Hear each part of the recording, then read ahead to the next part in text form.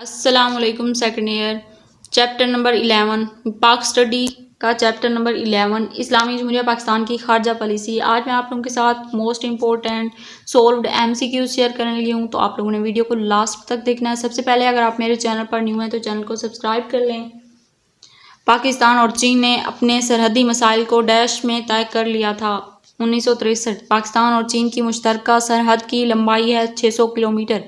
بھارت اور پاکستان کے درمیان سندھ طاس معاہدہ ہونے کا سن 1960 جنوری 2004 میں سارک کانفرنس منعقد ہوئی اسلام آباد میں. مشرقی پاکستان کب بنگلہ دیش بنا؟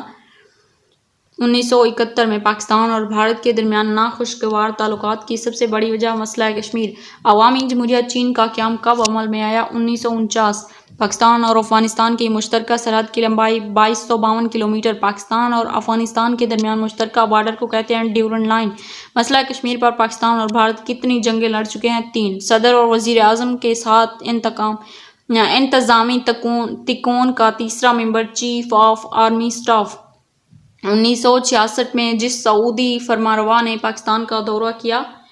شاہ فیصل. پاکستان نے ایٹمی دھماکہ کس سن میں کیے؟ 1998.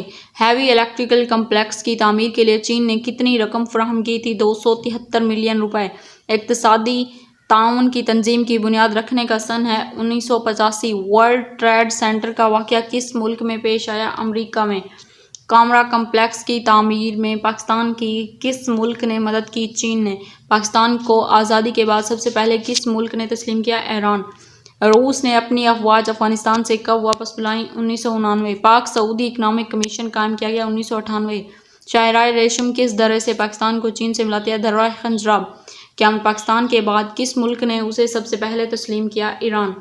پاکستان اور چین کے درمیان شاہراہ قراقرم مکمل ہوئی 1969 میں. افغان صدر اشرف غنی منتخب ہوئے 2014 میں. سندھ طاس معاہدہ کب ہوا؟ 1960 میں. یہاں پہ ہمارا آج کا لیکچر ہوتا ہے ختم. اگر آپ میرے چینل پر نیو ہیں تو چینل کو سبسکرائب کر لیں. ویڈیو اچھی لگے تو لائک کریں اور اپنے دوستوں کے ساتھ شیئر کریں. ملتے ہیں نیکسٹ ویڈیو میں، تب تک کے لیے اللہ حافظ.